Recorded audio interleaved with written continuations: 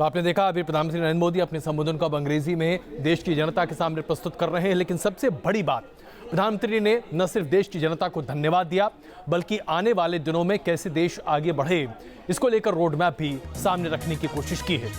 उन्होंने रियायतों की एक लंबी झड़ी सामने रखी है, खास करके घर के निर्माण को लेकर, चाहे शहरी क्षेत्र हो या ग्रामीण क्षेत्र हो। वहां पर अगर आप 12 लाख रुपए तक के घर बनवा रहे हैं और अगर आप घर खरीदना चाहते हैं तो उसमें आपको जो ब्याज दर है उसमें 4 से 3% की आपको छूट की बात कही गई है। गांव में अगर आप 2 लाख रुपए तक के घर बनवा रहे हैं तो वहां पर भी 3% के ब्याज दर में छूट की बात कही गई है। किसानों के कर्ज को 60 दिनों तक माफ करने की बात कही गई है। इसके साथ साथ किसान कार्ड को रुपए कार्ड में तब्दील करना, एमएसएमई के लिए 1 करोड़ के बजाय 2 करोड़ तक की राहत देना, ये सब तमाम सुविधाएं उपलब्ध कराई गई हैं। लेकिन अगर आप मध्य वर्ग की बात करें तो शायद आज प्रधानमंत्री नरेंद्र मोदी ने अपना कोई पिटारा उनके लिए नहीं खोला है। इसके लिए आपको बजट का इंतजार करना पड़ेगा और ये इंतजार बहुत लंबा नहीं है, क्योंकि बहुत जल्द ही बजट भी पेश हो जाएगा अगले महीने के अंत तक, तो ये बात भी स्पष्ट हो जाएगी। लेकिन कुछ एक बातें जो प्रधानमंत्री ने कही हैं वो अपने आप में काफ़ी मायने रखती हैं। जैसा कि उन्होंने कहा कि सच्चाई और अच्छाई कितनी अहम होती है, इस शुद्धिकरण यज्ञ से स्पष्ट हो गया।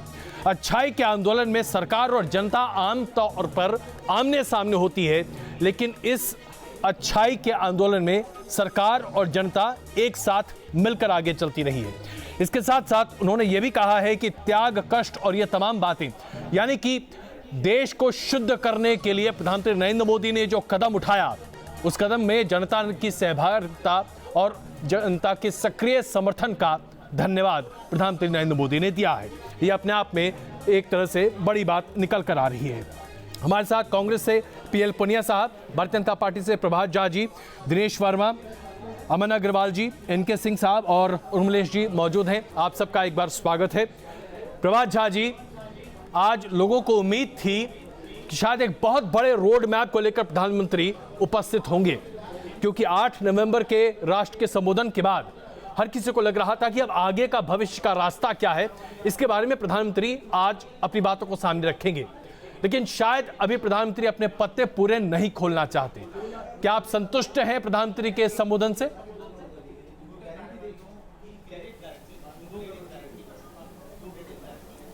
प्रधानमंत्री ने अजय जी देश के किसान, देश की महिलाएं, देश के वरिष्ठ नागरिक, देश के नौजवान, देश के उद्योग, लघु एवं मध्यम श्रेणी के उद्योगपतियों सहित सभी के बारे में विचार किया है।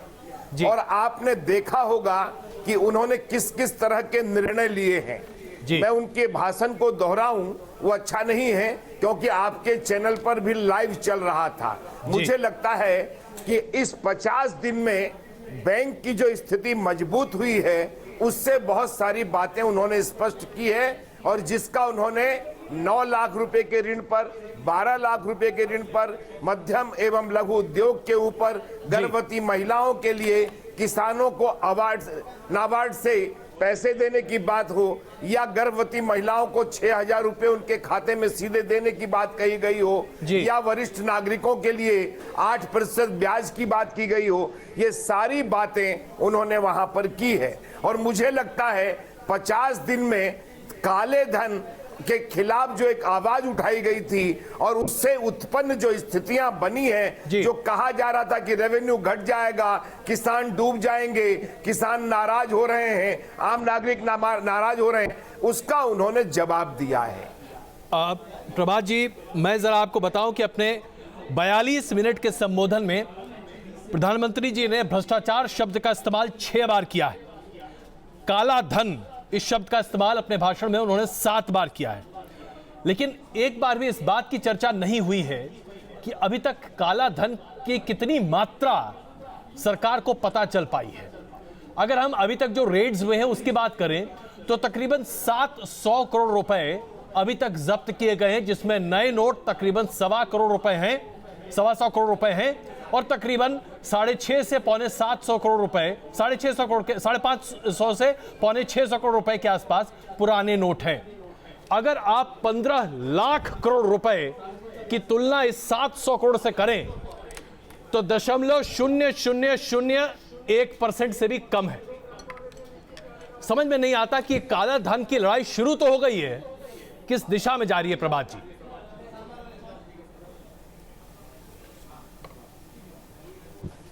देखिए, दिशा बहुत स्पष्ट है जी। साफ शब्दों में प्रधानमंत्री जी ने कहा है अजय जी कि अब काला धन जमा करने वाले लोगों की खैर नहीं है और अब ये नहीं कर सकते हैं जिस तरह के कानून बना दिए गए हैं। विदेशों में पैसा नहीं भेजा जा सकता है काले धन के रूप में जो अपना बचत करते थे।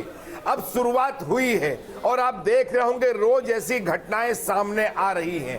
हम यह जानते हैं कि 70 साल में काले धन में जी, अब आज ये तो आ रहा है ना ये बात कि नहीं पैसा आ रहा है। अब ये लोग नहीं कह रहे हैं कि पैसा सरकार खा रही है, पैसा नेता खा रहे हैं, पैसा नौकरशाह खा रहे हैं, पैसा आने का सिलसिला शुरू हुआ है और मुझे नहीं देश को उम्मीद है कि नरेंद्र मोदी जी काला धन के खिलाफ, जो भ्रष्टाचार के खिलाफ जो आवाज उठाई है वो ठीक रहेगा।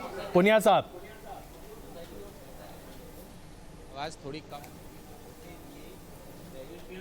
जी।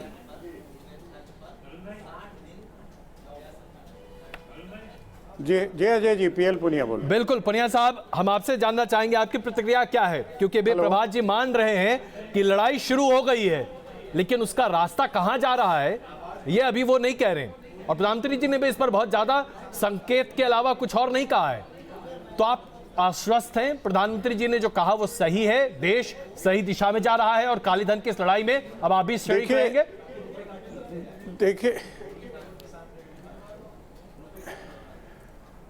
देखिए, आज प्रधानमंत्री जी का राष्ट्र के नाम संदेश था जी, और लोग उम्मीद कर रहे थे कि इसमें कोई खास बड़ा कोई खुलासा करेंगे, बड़ा कोई एक घोषणा करेंगे, और ये तो उन्होंने सबसे पहले स्वीकार किया और ये कहा कि बैंकों की व्यवस्था को ठीक करने के लिए हमने निर्देश दिए हैं, सभी को निर्देश कहा है। तो उन्होंने स्वीकार किया है कि 50 दिन में कहा था कि सब समस्याएं का हल हो जाएगा, वो समस्याओं का हल नहीं हुआ। वो कहते हैं कि केसीसी के बजाय रुपए कार्ड दिया जाएगा किसानों को, 3 करोड़ किसानों को दिया जाएगा। तो अब मैं बताना चाहूँगा कि टोटल हिंदुस्तान में 7 करोड़ किसान क्रेडिट कार्ड हैं। 7 करोड़ के बजाय 3 करोड़ में क्यों छोड़ रहे हैं, ये भी इसके बाद में बताना चाहिए। और इस नोटबंदी के दौरान 115 लोगों की जान गई है। उन्होंने लोगों की धैर्य की तो प्रशंसा की है, लेकिन जो 115 लोग जिनकी जान गई है उसके बारे में तो 2 शब्द कह देते प्रधानमंत्री जी तो बहुत अच्छा होता। और 2 करोड़ रोजगार जी उन्होंने लोन और इसकी बात कही है। नहीं, उसके लिए बजट का इंतजार करना पड़ेगा मुझे लगता है आपको। कहा था कि 2 करोड़ लोगों को प्रतिवर्ष हम रोजगार देंगे जी, रोजगार देंगे। उसके बारे में कुछ नहीं हुआ। नहीं पुनिया साहब, मुझे लगता है कि जाहिर सी बात है बहुत सारे घोषणा और ऐलान अभी बाकी हैं, इसमें कोई शक नहीं। मैं क्षमा चाहता हूं, मैं आपको बीच में रोक रहा हूं, लेकिन आइए जरा जनता के बीच में भी चलते हैं ये समझने के लिए कि लोगों का मत क्या है इस देश के नाम संबोधन के बारे में। सीधे चलते अभिषेक के पास दिल्ली में। अभिषेक, क्या कह रहे हैं लोग खुश हैं? प्रधानमंत्री जी ने जोश भर दिया लोगों में?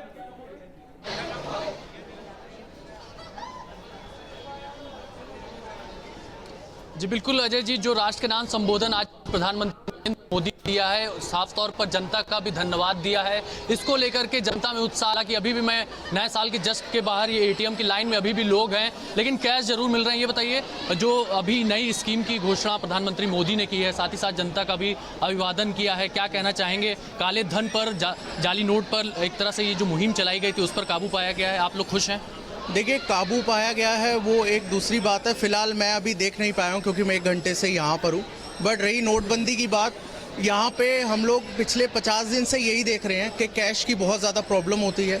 हर जगह कार्ड हम कई लोग कैरी नहीं कर सकते because everybody is not educated.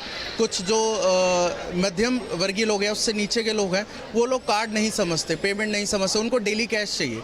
बिल्कुल, कैश ट्रांजैक्शंस की अभी भी दिक्कतें बनी हुई हैं, कार्ड सबके पास नहीं। ये बताइए, नोटबंदी को लेकर के जो 50 दिन पूरे हो चुके हैं, अब कैश की किल्लत खत्म हो गई, प्रधानमंत्री मोदी ने धन्यवाद कहा है, क्या आप मानते हैं खत्म है?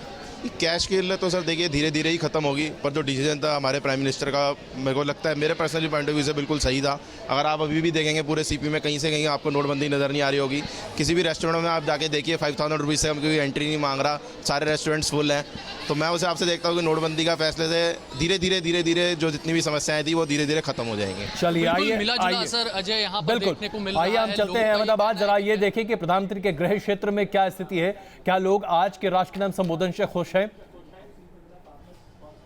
आइए चलते हैं सीधे अहमदाबाद।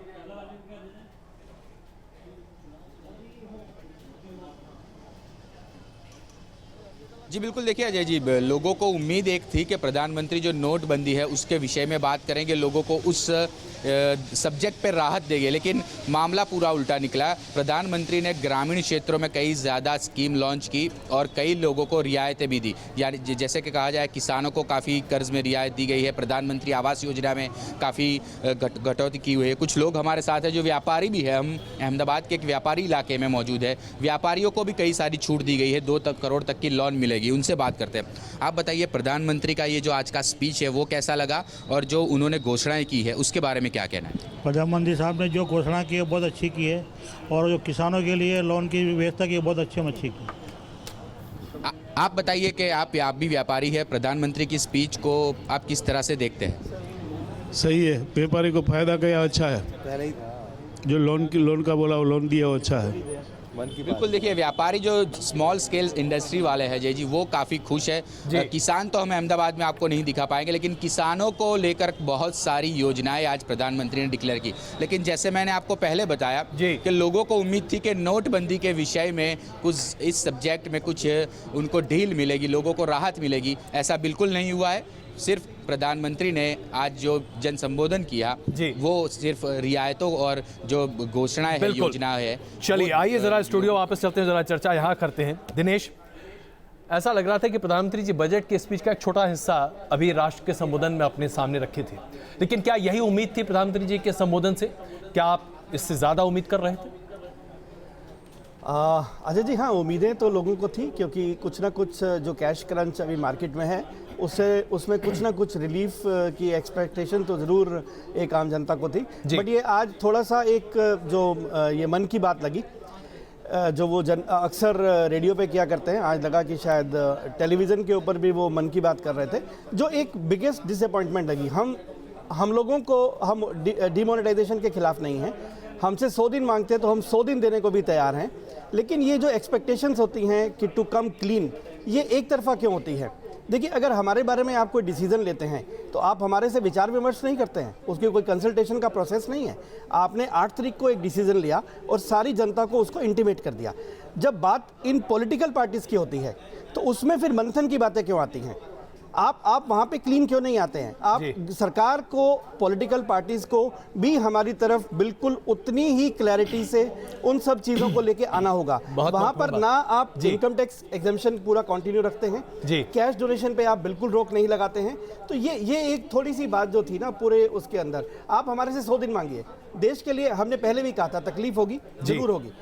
अमन, अब आप क्या मानेंगे? बहुत महत्वपूर्ण मुद्दा यहाँ पर अभी दिनेश ने उठाया है, लेकिन आपसे समझे। अमन, क्या प्रधानमंत्री जी के इस संबोधन के बाद आप संतुष्ट हैं कि चलिए ये यज्ञ था जिसमें आपने शरीक हिस्सा लिया, लेकिन ये यज्ञ सार्थक रहा या अभी बहुत बाकी है?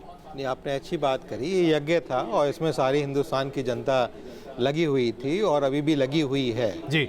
और कुछ इसके अच्छे परिणाम निकल के हमें नज़र आ रहे हैं। चाहे हम डिजिटलाइजेशन की बात करें, लेस कैश की बात करें, एक स्वच्छता की बात करें, एक काम करने, धंधा करने की स्वच्छता की बात करें, वो निकल के आ रहा है।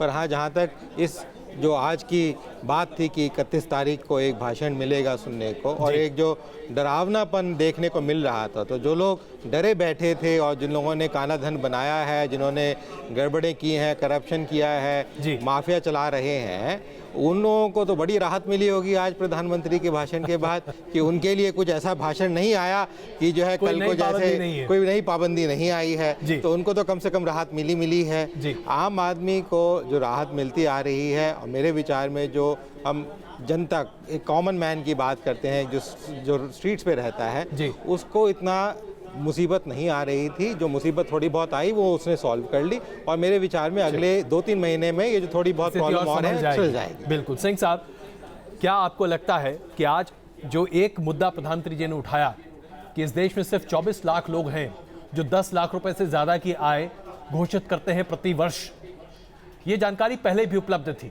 लेकिन प्रधानमंत्री का यह कहना अपने आप में बहुत मायने रखता है।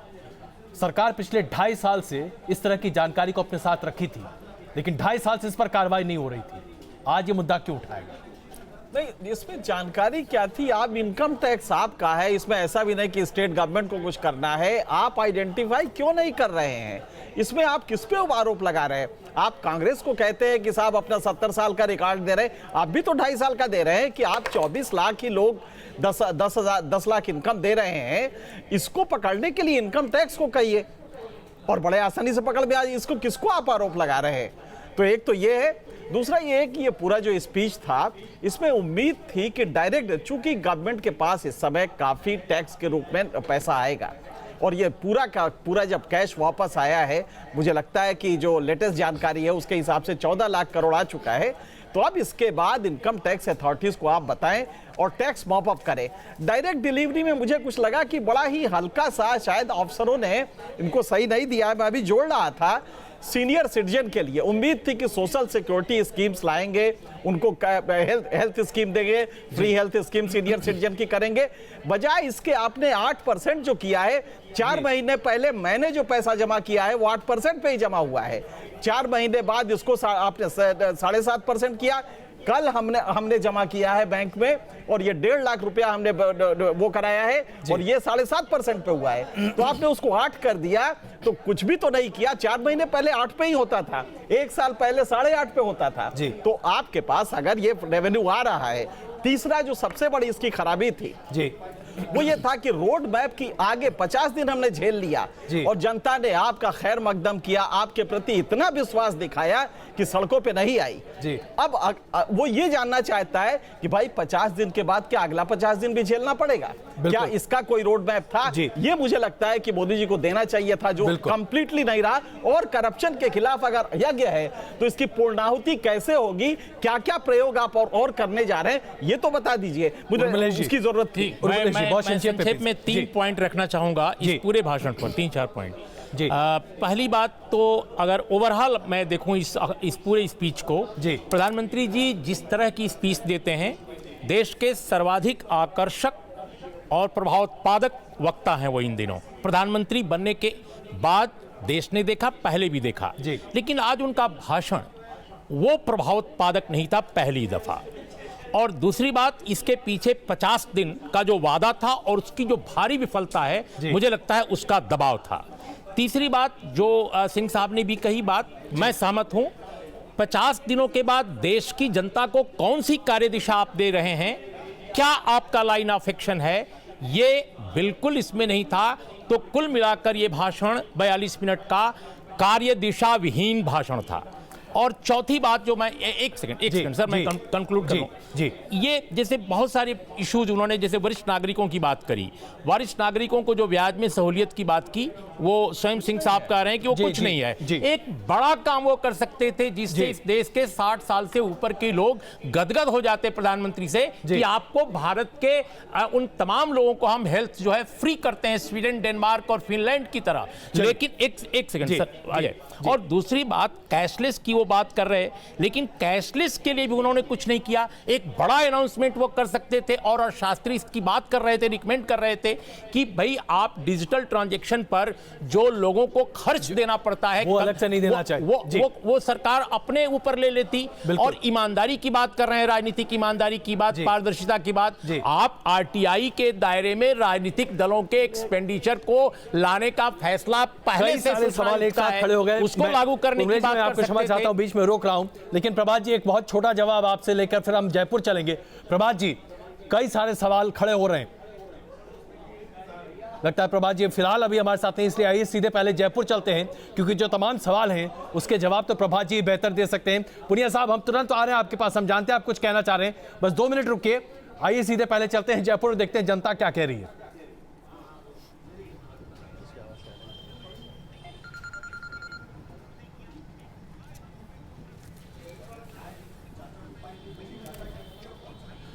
जयपुर में जनता क्या कह रही है?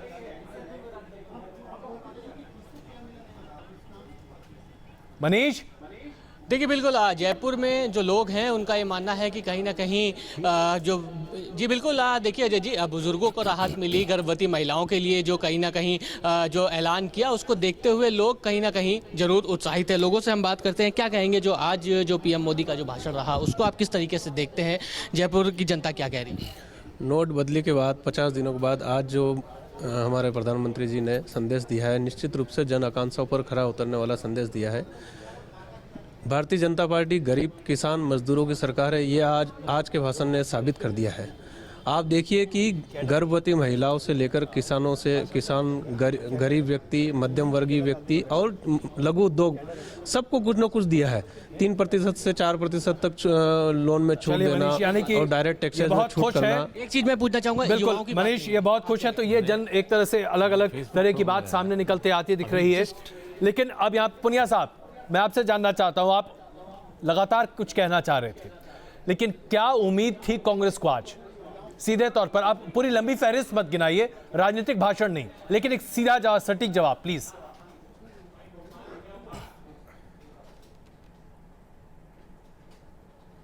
देखिए, प्रधानमंत्री जी से उम्मीद बहुत थी और वो मैं समझता हूँ पूरी खाना पूरी की है।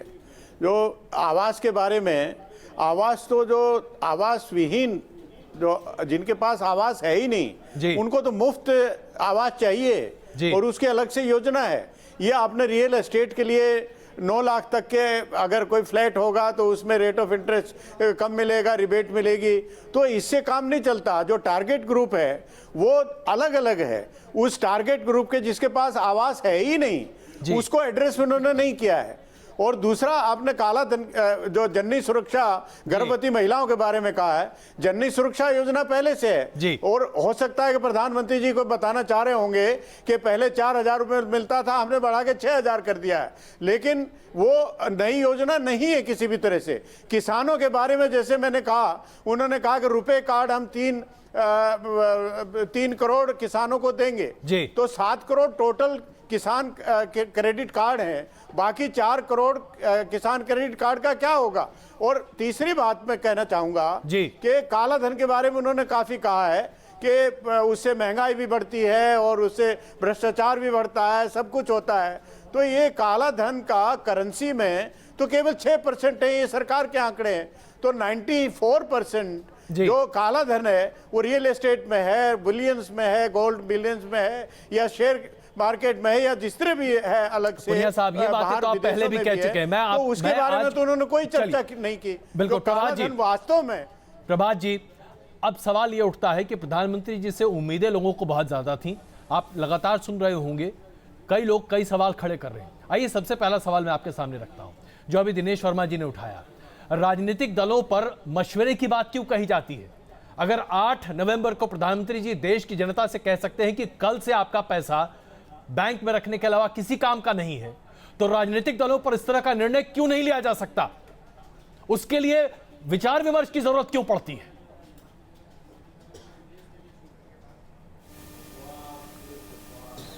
देखिए, उन्होंने बहुत साफ शब्दों में कहा है कि वो क्या चाहते हैं और इस पर देश को मंथन करना चाहिए कि राजनीतिक दलों के चुनाव एक साथ राज्य के और केंद्र के हों, पैसा कहां से लगे। यहाँ चुनाव की बात नहीं है, उन्होंने कही। यहाँ आप जरा ये बताइए प्रभात जी, मैं समझ चाहता हूं, बात यहाँ चुनाव की नहीं है, बात यहाँ इस बात की है कि ऐसा क्यों कि आम आदमी 2.5 लाख रुपए से ज्यादा जमा नहीं कर सकता, लेकिन राजनीतिक दल जितना चाहे उतना जमा कर सकते हैं। इनकम टैक्स एग्जेम्पशंस आम आदमी को नहीं मिलेंगे, लेकिन राजनीतिक दलों को मिलेंगे।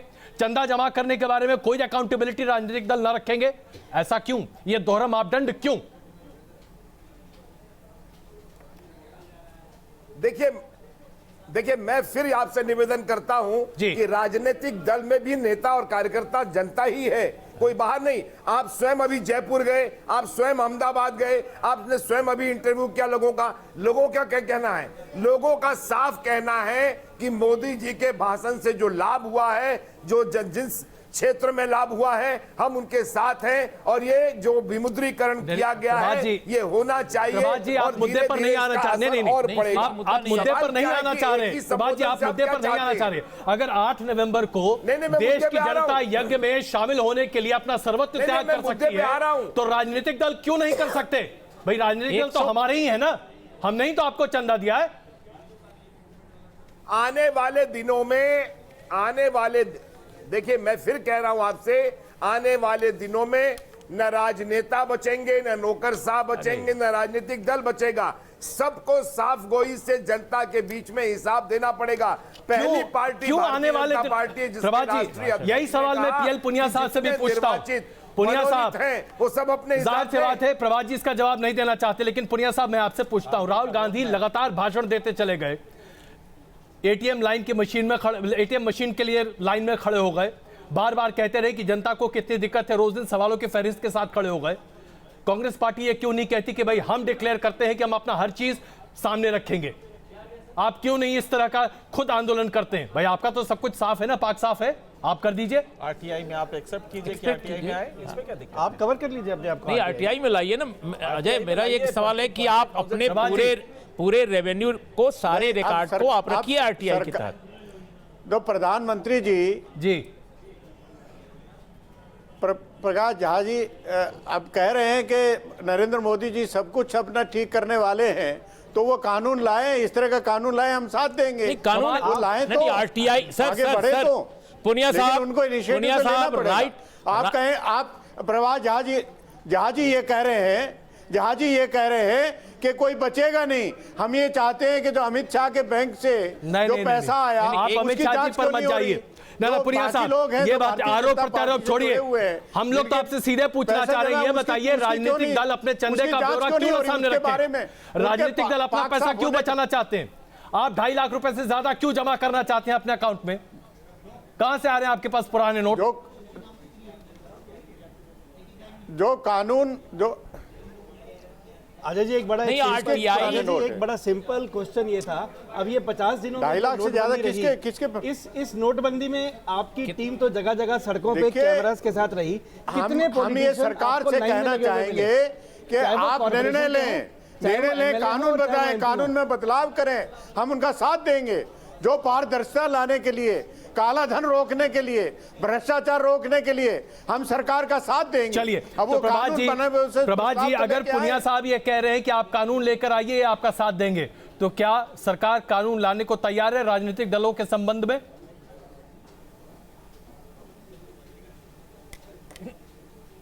सरकार की तैयारी पूरी तरह से है। सरकार चाहती है कि जो काम नागरिक पर हो वही राजनेताओं पर हो, वही नौकर साहब पर हो, वही राजनीतिक दल पर हो। और मैं पुनिया जी को कहता हूं कि वो प्रस्ताव तो लाएं और अपने घर से शुरुआत करें। 70 साल में तो कुछ नहीं किया उन्होंने।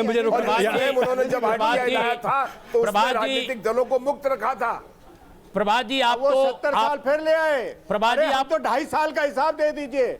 आप अपने 2.5 साल का हिसाब दे दीजिए। पुनिया साहब, आप दोनों लोग माननीय सांसद हैं। मैं ये जानना चाहता हूं एक आम नागरिक के तौर पे कि भाई आरटीआई में आप लोगों को लाया गया, आप लोगों ने उसको चैलेंज किया, एक्सेप्ट ही नहीं किया, आपने उस ऑर्डर को लागू नहीं होने दिया कि आपके खर्च की, आपके आय की जानकारी पूरी जनता को मिले। पहली बात।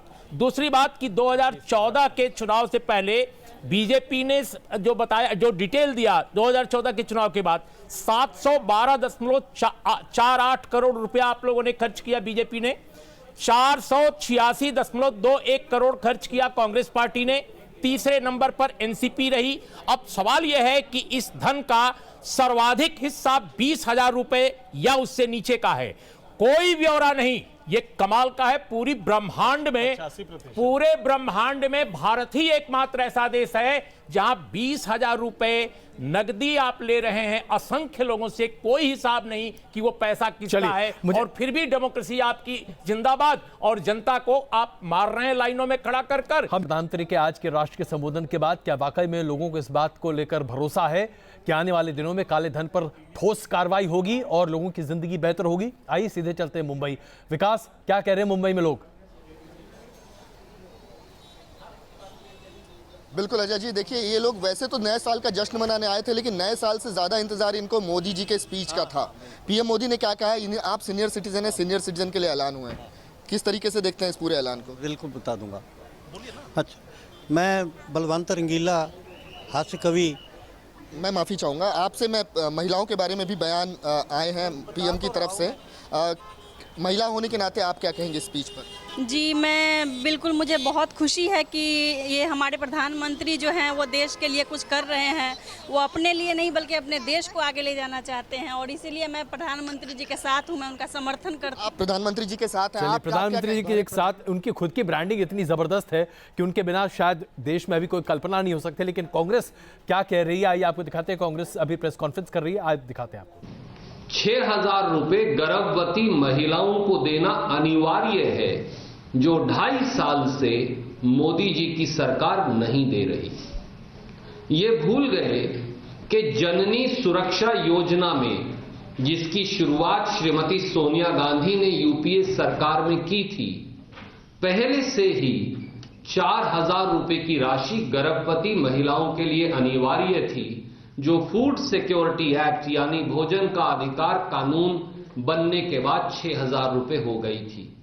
बजाय इसके कि 30 महीने से गर्भवती महिलाओं को वो पैसा नहीं दिया, माफी मांगते और कहते अब मैं इस कानून का क्रियान्वयन करूंगा, आज वो अपनी पीठ थपथपा रहे हैं, जो दुर्भाग्यपूर्ण है।